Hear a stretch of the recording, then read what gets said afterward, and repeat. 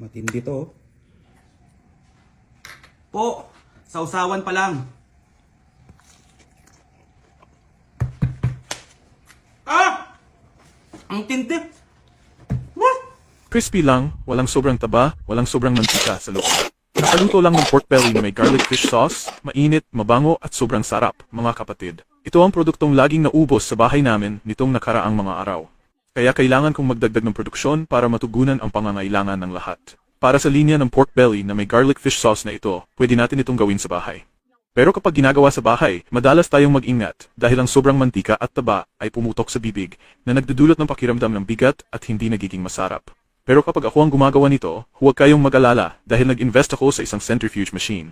Napakabilis nitong umiikot at tinatanggal ang lahat ng sobrang mantika at taba. Kapag kinain natin ito, mararamdaman lang natin ang lutong, taba at mabangong lasa ng garlic fish sauce sa ating bibig. Walang kahit anong malansang lasa ng mantika, kaya sobrang ligtas at nakasisiguro ng kalusugan. Malutong ang balat, malasang taba, at sobrang sarap kainin. Ang sauce na may garlic fish sauce ay sobrang bango at maalat ang fish sauce. Dagdagan ng kaunting asukal para maging tamis at maanghang. Napakasarap talaga. Bilisan na ang pag-order para makuha ang free shipping na promo.